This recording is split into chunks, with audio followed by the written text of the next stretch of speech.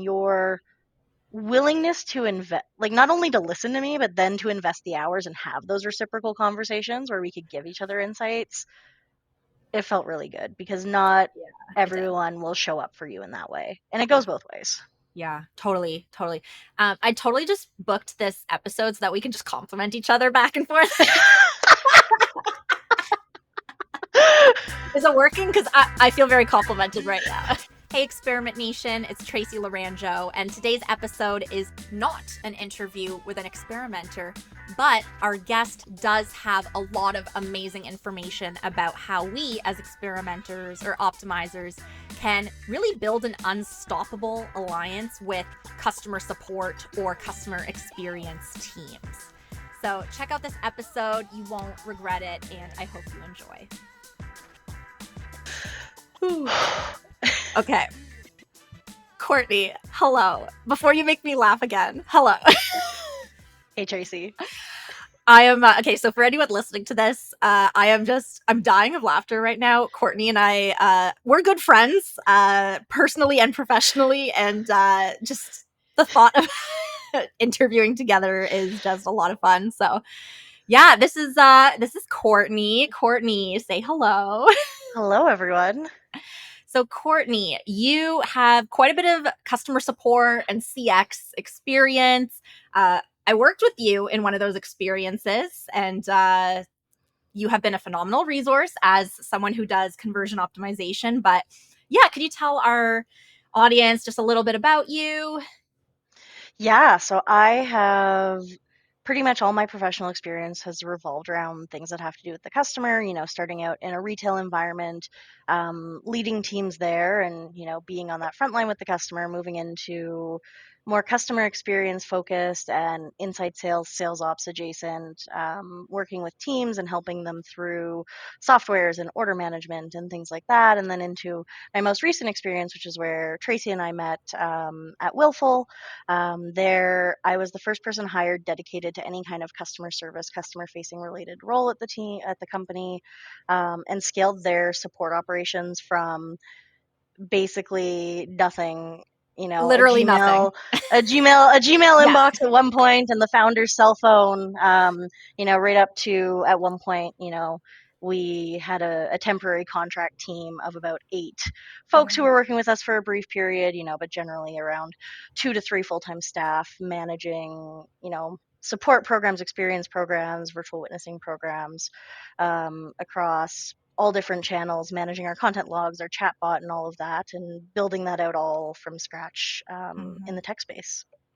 So, needless to say, if there's anyone who's going to know what's going on in the mind of the customer, it is you.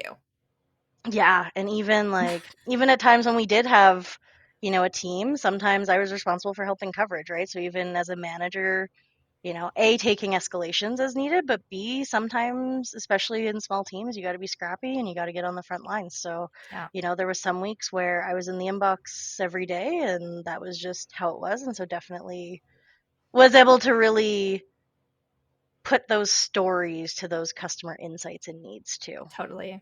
Yeah. And that is going to be a huge part of what we're going to be talking about today.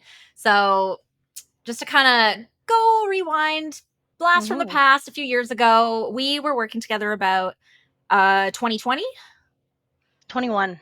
21. Okay. Yeah. Yeah. One of the worst years in a while. Not a great year in the world, but so it goes. Great year for us to meet each other. That was Yeah. definitely a highlight. But I remember when we were working together, I was doing CRO, which is what many of the individuals listening to this podcast do. And I found that we were able to create this neat little alliance in which you were a constant source of feedback from the customer for me. And then I was in turn able to actually act on a lot of the things that customers were begging us to try out or to test or to look into further. So that is a huge part of what I'm hoping that our listeners can get from us today. Yeah. Don't discredit the work that you did to get customer insights back in the day. I will never forget when I don't know how long you spent on it, but when you did all the live chat transcripts to get Yes. insights, and we exported those, and you spent a pretty hefty Yes. amount of time digging through those to get those customer insights. So it's cool having this conversation now with someone who's such an advocate for the customer voice as that person who Yes. tries to provide that customer voice too. Yes, absolutely. And anyone who's listening to this who's a good experimenter or good optimizer can see the value in having that information and being able to act on it and test using it. So that's the thing, is how do we as experimenters and optimizers Hmm. create this kind of this like unstoppable alliance with customer Yeah. support so that both parties win, the customer wins, everybody wins, really. Yeah. And yeah, that is definitely something that I struggled with in the past. Aside from obviously we killed it somehow. And I know that this is something that other individuals also struggle with. Like, how do I like essentially make friends with the CX team so that they are a constant source of information for me and I can put the customer's needs first in my own work. Yeah, So, so I think the yeah. biggest thing that initially comes to mind is I have never met.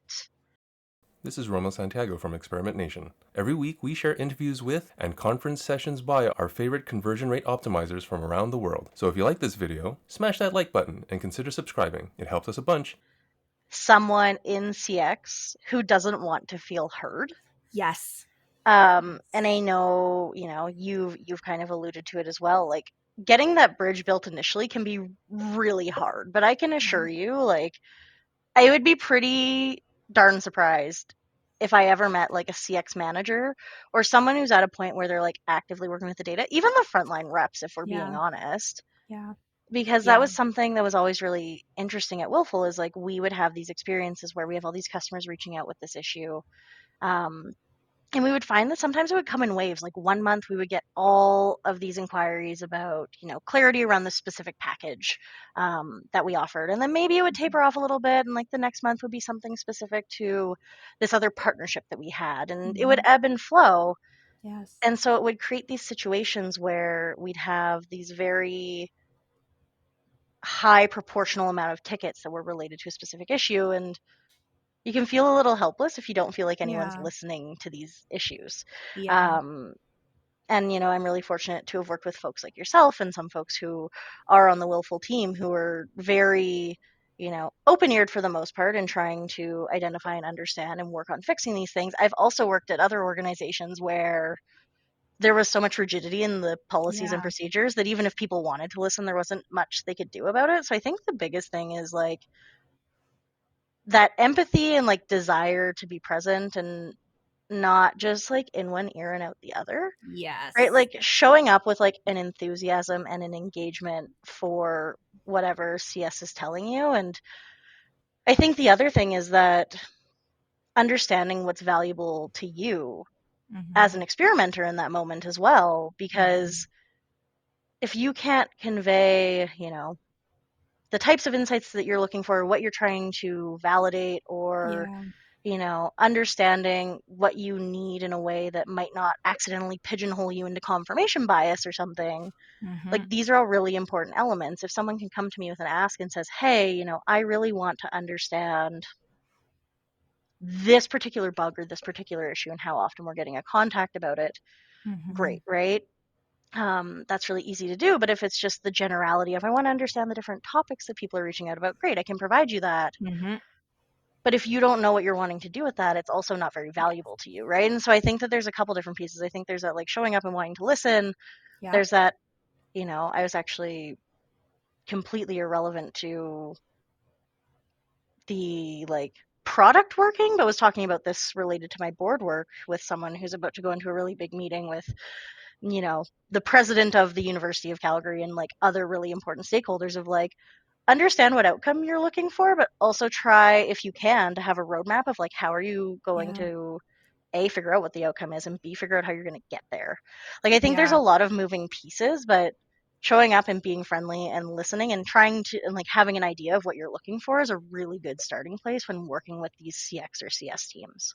Totally. And I hear this a lot from CX teams just in general, just this feeling of, not being heard. And it's so frustrating because you're sitting on all these opportunities, So but true. other things get prioritized, and then you're the one that has to deal with the customer Mm-hmm. complaining, and you're on the receiving end of that, and it goes nowhere. So I agree. I think that it is very important that individuals like myself, someone who is in more of a product or data or marketing type Mm-hmm. role, that we come to the table first with genuine curiosity, not just Yes. kind of going through the motions and being like, hey, tell me in 5 minutes or less, like what do you see on your end, and then just never revisiting it ever again. So You true. brought up another thing about how, those things change, those topics change. So true. I'm sure new issues come up all the time, or once you Mm-hmm. resolve one of them, there's like a new thing that's like, we got to take care of this. So it's not a one and done No, never situation. is. It's no, it never is. And that's, I think, one thing that frustrates me is when teams are looking for support with like ideation. They kind of just go through the motions, they do it once and then is like, whatever, it's okay, I did it the one time, so I check off that box. But like, things always change. So So true. yeah. There's, depending on like what a team is able to accomplish in terms of like experimentation and rollout, there may, be things that get addressed. But even if you address everything that's on the list when have meeting A, say in Q1, if you address all these things, those things may lead to new things. And you Yes. can't just get to the end of the year and say, okay, it's Q4, we dealt with that entire list and Yes. just think that you're done, right? Like your work that you've done, well, yes, is great and it sure has accomplished many different like improvements and additions to the product or whatever you're working on, the website, what may it be that you're optimizing. Mm-hmm. It could cause different issues, right? There's been some times where, we think we've solved a big issue and turns out that snowballed into something else, and like, Yes. yes, we've solved this big issue, but yeah, if we're not coming back and having these conversations on an ongoing basis, Mm-hmm. the it's as much about building the relationship as it is about creating that loop, because it's never going to be done. Yeah, totally. And you're kind of bringing up all these different types of pressures that you deal Hmm. with, but we may not actually be privy to or see on our end. And one of those things that you brought up is, you can't just come to your CX team and be like, "Oh, what are customers thinking? What are customers saying?" Because it's so vague and unhelpful. Hmm. Whereas, let's kind of use an example.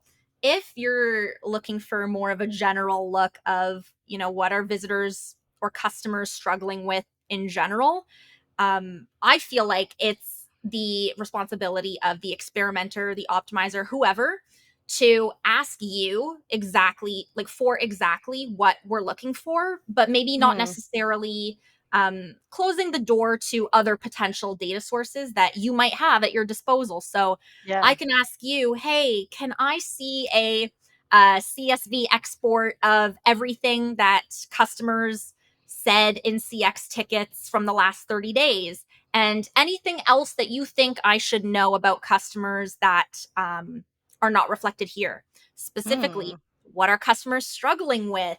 What are some of the things that they love about the brand that we can use in like copy and messaging? So So true. I totally agree. It is really important to kind of come to the table with something that you want to learn and being clear about what it is that you want to learn, and then working through it together to find out where's the best data source for this. And like, personally for myself, I like to do the actual analysis once I have the data. So I don't know about you, but I feel like that might also kind of alleviate any work on your end Mm. to analyze the data when you're probably on calls all day or chats with customers all day. So just like trying to make it easy for you as well. Yeah, I think that's an interesting point and kind of a bit like twofold. Um, so like I have so many different thoughts circling in my head from what you just said. The first one is like other great data points that sometimes we would include and provide to folks throughout the business depending on what they're looking for is review related information, Google reviews, Trustpilot reviews, whatever Yes. platform a company is Yes. using. Especially if you're looking for like positive sentiment related framing from customers, Yes. those are a great spot to look. Equally can be a great spot to look for the opposite with that negative sentiment, right? Mhm. Blessing and a curse, usually when it comes to a customer satisfaction survey, you know, NPS, Net Promoter Score, or, reviews, things like that, we're going to see those really passionate people on either end of the scale. And so there's a lot of Yes. really like good nuggets in there usually that can help. Something else like on the analysis side of things and like how granular we may or may want data to be is that for product and marketing teams have set up dashboards that convey these very high level categories, right? Yes. So at Willful specifically set up these dashboards that would say, in a given week, there was some area graphs. There was also some like isolated periods. So if you wanted to filter 6 months, you could see the aggregate for that 6 month period. Yes. You could see the quantity of people who are reaching out looking for pricing clarity as a general, subject, right? People who Yes. are reaching out specifically about this feature partnership that we have called the Canada Will Registry. Mhm. Um, things around account management. And each of those get a lot more granular than just what that statement is.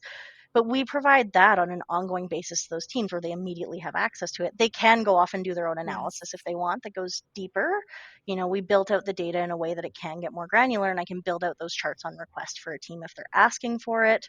Um, it is really great when, product or marketing or experimenters can go in and do some of that analysis and Mhm. maybe like come back and have a conversation about it at the level that I was at with Willful, being in a senior manager role, reporting into the C-suite. There was an expectation of me to show up to meetings in leadership with my own version of analysis done to discuss. So like there is an amount of that still happening, but I also think that there's a lot of value when two people go off in their own corners, kind of look at what they're looking at and come back and have a conversation about it. And everyone thinks differently and will come to the table with different ideas, even looking at the same information. And there's a lot of Yes. value in that too.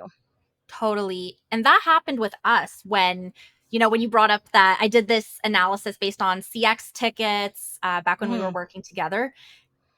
At the time, you were still starting to define the tags for customer support Mm-hmm. tickets. So a lot of what was exported was still, it was not categorized. You didn't It know was what the messy. general, if, no offense to you, no offense No, to it you, was messy. you were That's not new. offensive. I had inherited what was there, and I hadn't really figured Yes. out how we wanted to do things yet. I'm not offended. It was Yeah. messy. It was like that's what you inherited, and you built a good database of tagging and categorization from that point on. But I Hmm. think part of what made our relationship mutually beneficial was that, I go through all of these responses that you exported from, I think it was Zendesk, all Yeah. of the tickets, and I went ahead and I manually coded every response into a general theme. And those Yep. themes started to come to light. And that's something that I passed on to you as, oh, this is a tag that you probably want to create because it keeps coming up. And then it's just like a back and forth of you're giving me great information and I'm going to give you information back and make your Yep. life easier. I think that is so important to any sort of alliance, is it has to be mutually beneficial, not just give, take, take, take. Yeah. So I think that was one area in which I feel we did that really well. Totally. So yeah, there's I that. that thinking back to that period is just so wild. Because that was, It I mean, is. you were probably doing the live chat transcript analysis. If we're being honest, it was probably like exactly 3 years ago. Yes. At that point, I had been about 3 months into my time at Willful.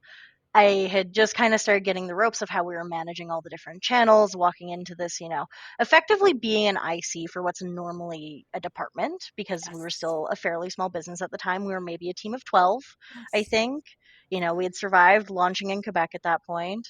Yeah. And I just remember, feeling like we'd weathered the storm and kind of made it to a slower season. And yeah, you and I had built this really cool reciprocal relationship and situation where we could connect and have these conversations. And it also felt very validating to have and like validating invaluable almost, to feel like Yeah. there was a person who was invested in what the customer was saying and what they Yeah. were looking for and what they, needed from us in order to provide them the best value. Yes. Yes. And like to Advocacy. hear, yeah, and like for you to come to me and be like, hey, look at this pie chart I've built out because Yeah. of all this information that we have, and here's some things to consider. And I look at this pie chart and I'm like, the conversations I have with customers feel very reflected Mm-hmm. in this chart. And because I think at that point too, we had started having conversations about, some package clarity things, and, Mm-hmm. at the whole business level, right? Yeah. I had started to see a specific type of question. I'd brought it up with Yes. everyone and said, hey, like, I think that this is a gap and I think we should talk about it. And Yes. going through that exercise with you, and then later building out the tags that accompanied that, so we could segment the data in that way. It was just like, oh yeah, like I feel very seen. This is like Yes.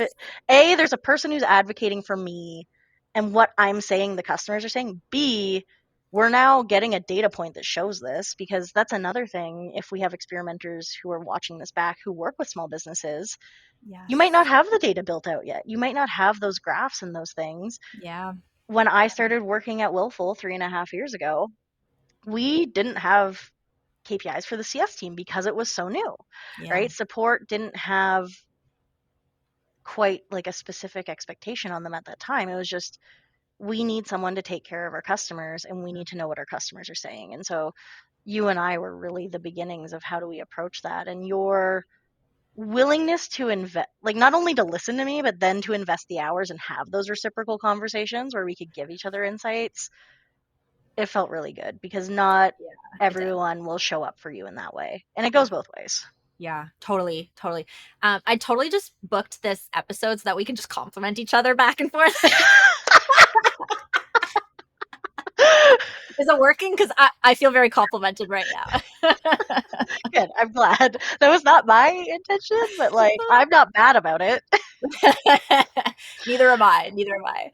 But yeah, I Amazing. think there's also that element of you could be giving me totally new information. Like Mm-hmm. customers are complaining about, oh, I'm unable to do this specific thing in your tool.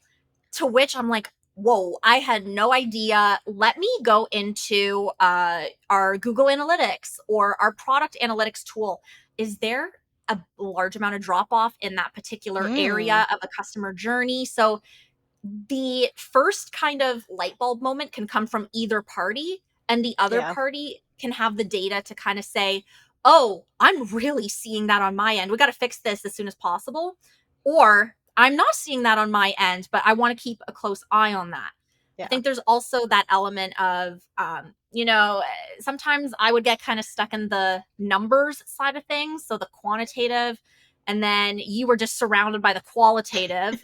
So like how what is the best way to get Oh, that merged together? I think there's so many different ways we can do it, which leads me to the next question of what does the ideal partnership between CX and experimentation or CRO look like? yeah. So I think, and you're right, there's like so many different ways and there's so many different answers. And I think that, for more established organizations, having a voice of customer program can be really important. Yes. And what that looks like for different companies is going to be very different, right? It could depend on the product, it could depend on the structure of your organization. I haven't run a voice of customer program. We weren't quite there yet in my previous role. But we were kind of working our way towards having enough data in actionable ways that we could have moved that way. I think the biggest thing is like identifying your key stakeholders. And Yes. this goes on both sides of the CS/CX and the experimenter product, whoever you want to put in that other bucket that's working with CX, Mhm. is that you both need to identify your stakeholders and understand what needs to happen here, right? And it could be something like, I'd imagine based on my previous role at Willful, it would be, myself, probably Sarah, who was the product leader, Mhm. maybe one or two members of her team if desired.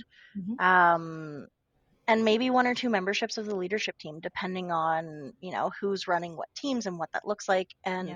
showing up to the table with dedicated insights that folks can review and discuss and look at what those Yes. opportunities may be. Yes. I think there's, in terms of ideal partnership, it's ongoing conversation, right? Whether Yes. that's you're having a weekly or a bi-weekly or whatever, depending on how fast you're trying to move as a team and what you're working on and what you're looking for, right? And how much you value the voice of the customer too. Also that, right? I mean, that's a big asterisk in this whole conversation, right? Yes. And kind of what we led with, right, is if you don't care about the customer voice, you're not going to be looking at fostering this Exactly. relationship anyways. But yeah, like depending on how much weight you want to put into that customer insight, are you pairing it with customer interviews or other kinds of qualitative data? Understanding how you want to weigh the quantitative versus the qualitative. Yes. That was something that was always very interesting at Willful and kind of alluded to earlier, was just like proportionally how many folks reached out for every sale that we made, and how that, so, I think if you looked at new visitors versus tickets, it was like 0.01% of traffic reached out and submitted a ticket to CS. If you looked at how many tickets we got per sale, it was much, much higher. Usually like, I think it was like 1 in 3 customers who purchase reach out for CS support. Now, asterisk that with don't have the relative data of when the ticket was submitted relative to purchase, right? There were some instances where customer reaches out, CS answers question, customer purchases, or it could be customer comes back 6 months later with a question because they're trying to, sign their legal documents or something like that, and they just want some clarity. It's like those ratios look very different, and depending on what part of the funnel you're trying to do, may impact how much weight you want to put on the customer voice in that situation. Yeah. But also, understanding that CS is a snapshot of the whole picture. And there is so much value in what, CX can provide and advocate for, but it's not everything, and we need to mix it with other sources. But the CX or CS team, especially depending on how connected they are to the front line, they see Barb, who's 67, who just lost their partner and is mourning, and they're not very computer literate, and they're trying to figure out how to navigate Willful because they can't afford to go to a lawyer and they don't have a complicated situation, and they just want to get their documents in place, but they're not comfortable with the computer and they're finding it very frustrating, and they're also, emotionally charged because they're grieving. Yeah. You have that interaction, and those things, they sit with you and they stick with you. And especially if you are an empath, you have this deep desire to advocate for Barb or for Susie or John or, these people that we have names and voices for instead of them just being a data point. And, it was definitely a big learning for me in my time at Willful, was understanding how to, maybe this is a note for the CX folks who may end up watching this podcast, how to effectively like communicate the weight of these Yes. qualitative stories and these people that we carry with us, Yes. beyond the ticket closing and being solved, in a way that still punches with that emotional weight that we're feeling of having dealt with that person, when we're bringing that to other teams in a way that other people understand why it's important. Yes. Yes. Barb may literally, like, she's a drop in the bucket, but there's a reason that her story is important. Totally. There are 2 things there that resonate so hard.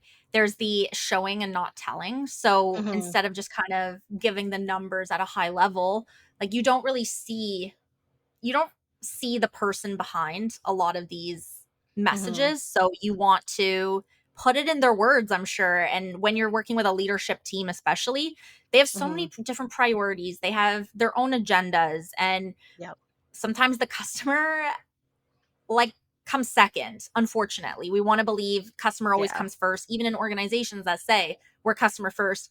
No, they're shareholder first and then customer second.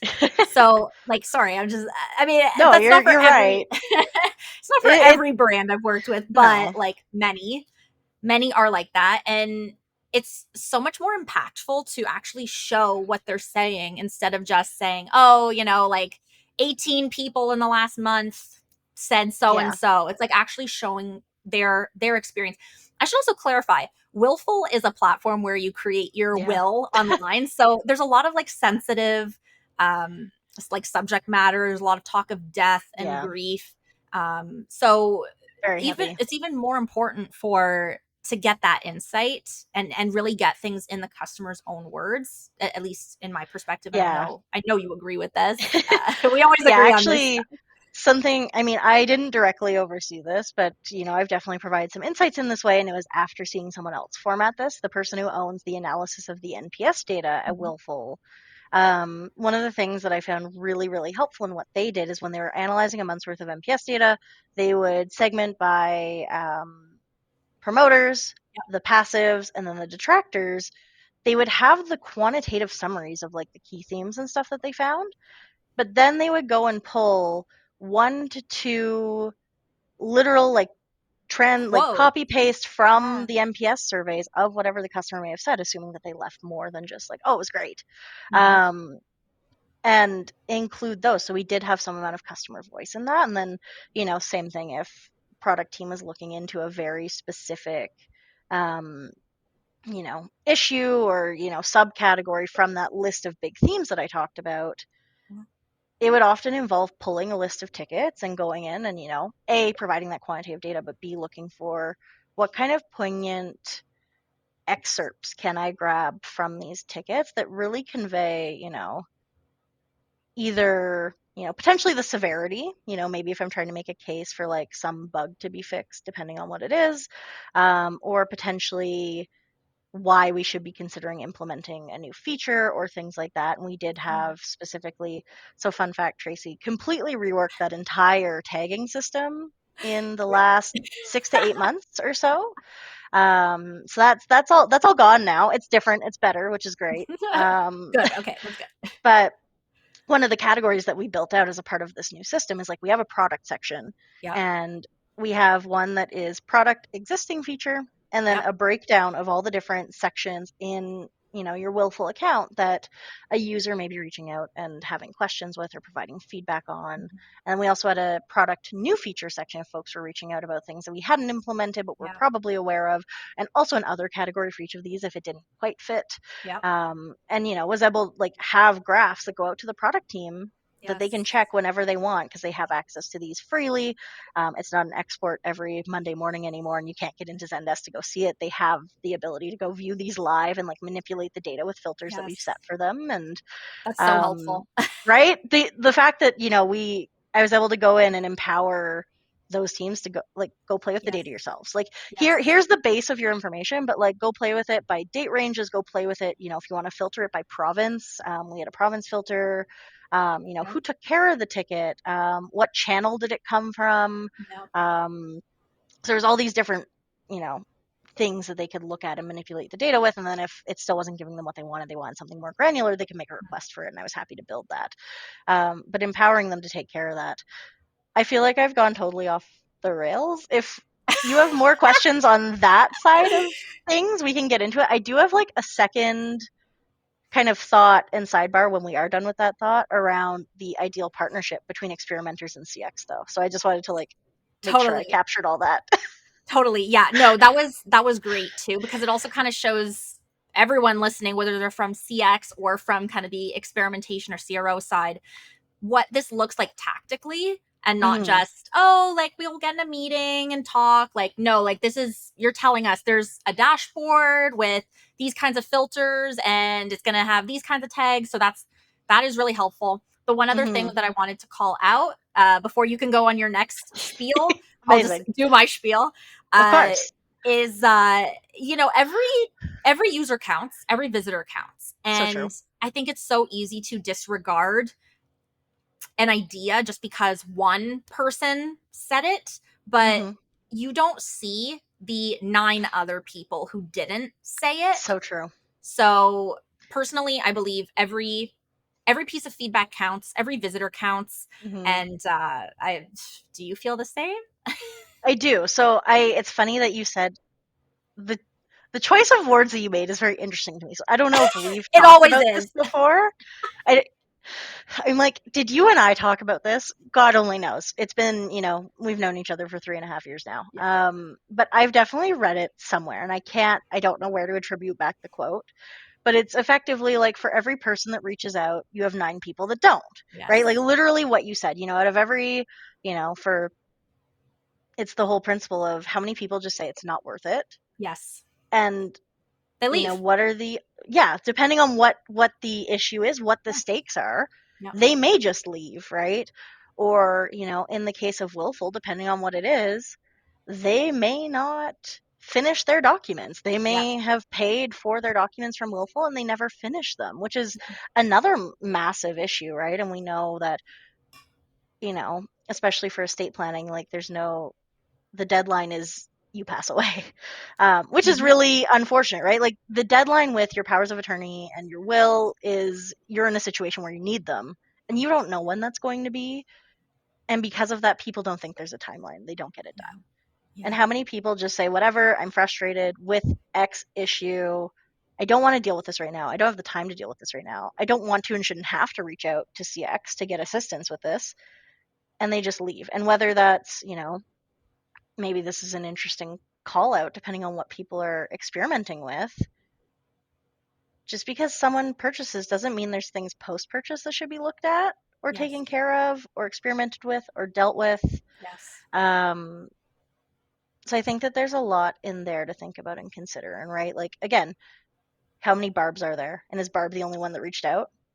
Yeah. Because they, maybe the 9 other people didn't have the emotional bandwidth to deal with Yes. it. And how many of those did or didn't purchase, depending on what the question or the issue was? Yeah. And how many of those, even if they did purchase, in the context of willful, didn't finish their documents? Yes.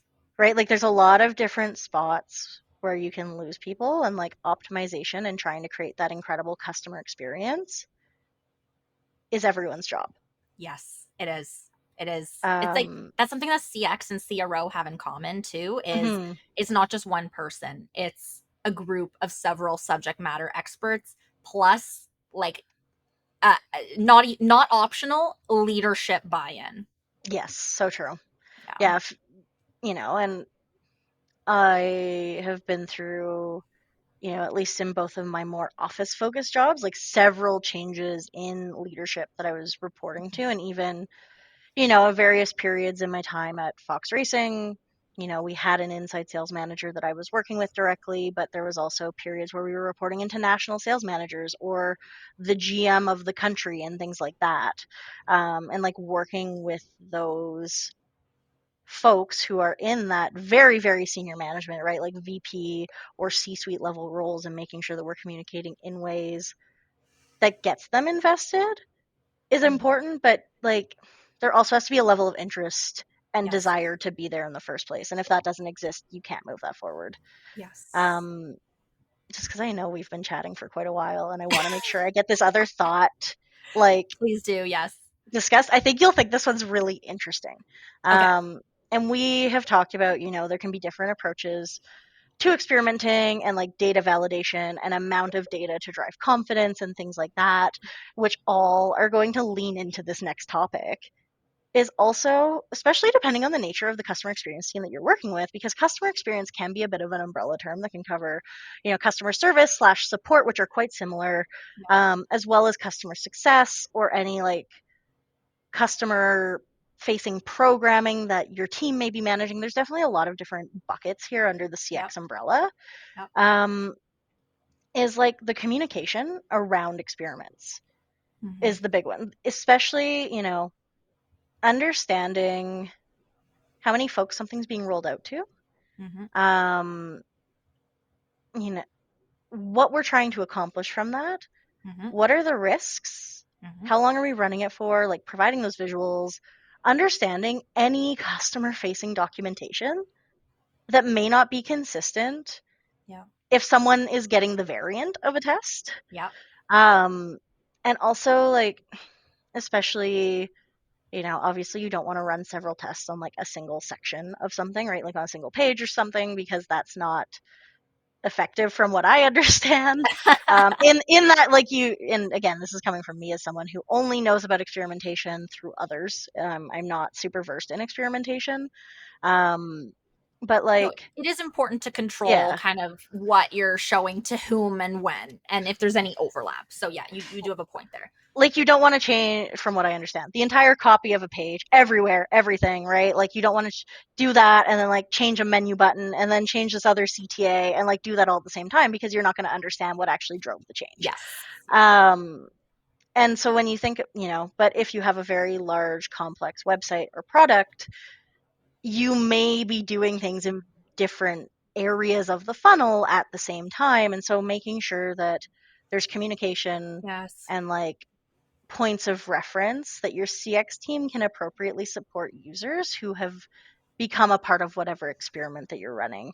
Um, Yes. and understanding what capacity your CX team has, depending on how big they are, how many teams they have, who all might have work that's impacted by experiments that are being run. Yes. Um, Making sure they're equipped with the resources and understanding in how to support those folks if they come with an issue related to Yes. an experiment that's happening. So that's a really big one. And Yes. understanding how fast your CX team can move compared to how fast you want to move, right? Like, Yes. and again, this comes with that reciprocal ongoing conversation and bridge, and just like having those conversations and making sure everyone's on the same page. Because if you come into the office on a Monday morning and whoever's running your experiments is like, hey, we just rolled out 15 things this morning. Yeah. Yeah. Me as a CX person running a team Yeah. is like, crap, I need to now communicate this to anyone who reports to me. Mm-hmm. I need to go and do an audit of all of my documentation, understand where a customer could end up. They're going to be confused Mm-hmm. depending on how big the experiment is and, how Mm-hmm. visible it is to folks. So there's definitely like, I think that there's the part around the relationship, the voice of the customer, and working together to create those actionable insights and opportunities for the business. But I Mm-hmm. think there's the second piece of, once we've gone through and had these conversations and worked through these opportunities and looked at what we want, what experimenters or product teams or whoever it may be is wanting to work on and, for lack of a better term, play with, because I feel like we've said experiment a lot and it's experimentation. um, like, let's make sure that the conversation's ongoing, that we know when things are Yes. being turned on and turned off, and that folks know how to support users who may be experiencing a variant. Yeah. um, Understanding, making sure there's communication if a variant's becoming permanent. Yes. Things like that, right? Like there's part one, which is the pre-experiment, and then there's also the rolling out an experiment and post-experiment relationship that's Yes. very important between these two parts of the business. Yes, I think it's so important that CX or customer support is involved in that communication, or they can see that communication, and it's spelled out very clearly for everyone. What is it going to look like, this Mm-hmm. experience? Why are we running this experiment? Are there any data points that led to this experiment? And when it's implemented, where is this where is this going live? How is this going to Yeah. change the customer experience in general? So I think that's super important as well.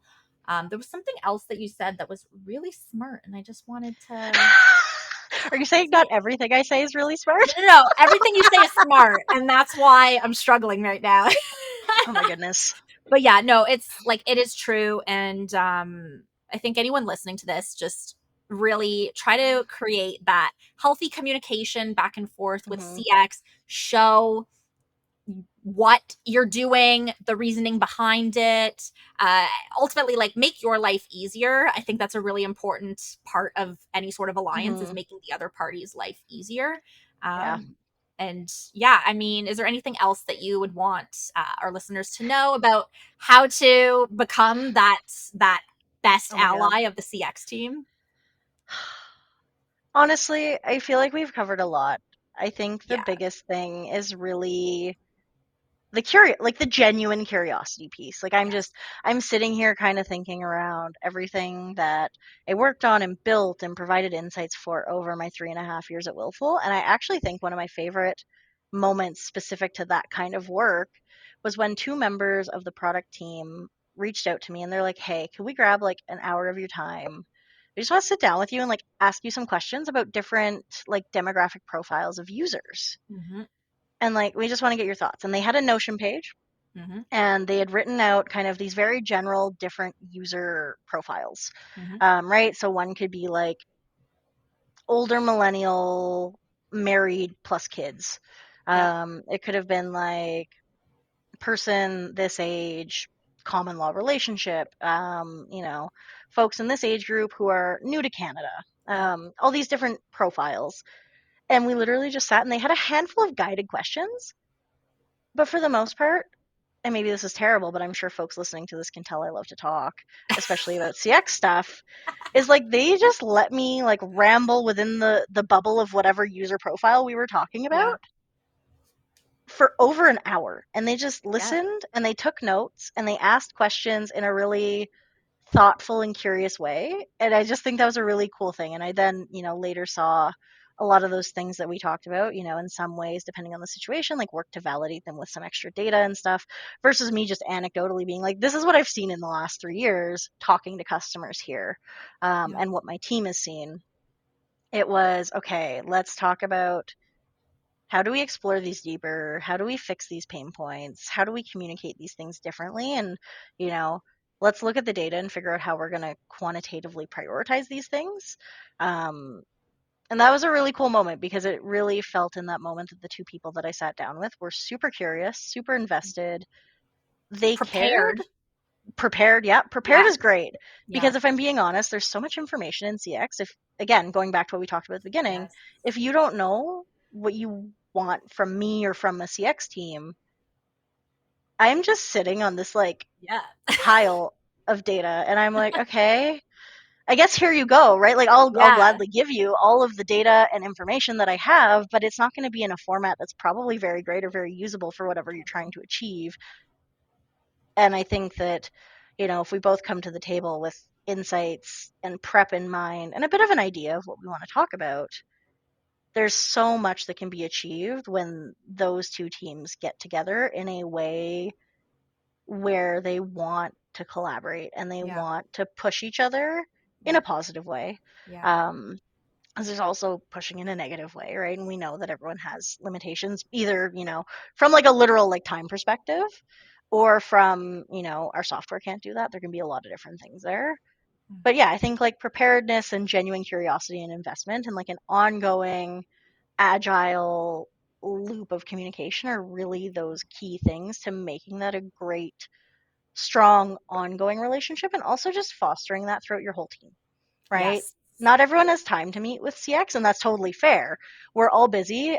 I get it. But also making sure that that attitude of value of what the CX team can provide Yes. extends through your team and vice versa, right? Like CX may feel the pressures or frustration if an issue isn't getting addressed that they feel is really poignant and frequent and that they're seeing a lot of, and just like trying to have that empathy and desire to show up and maintain those conversations and that everyone on the team understands the value of that relationship versus just the handful of people. If it's just two people like back in the day it was with you and I Yep. meeting on whatever cadence, or if it is a VOC program, making sure that everyone understands the value of that meeting and that relationship.